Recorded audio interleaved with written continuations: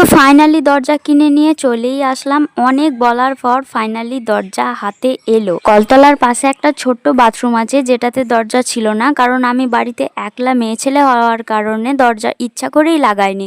কিন্তু এখন ভাবছি আমার ছেলে হয়েছে, ছেলের ভবিষ্যৎ আছে, তার জন্য কলতলার পাশে যে ছোট্ট বাথরুম আছে সেটাকেও সুন্দরভাবে সাজানো দরকার।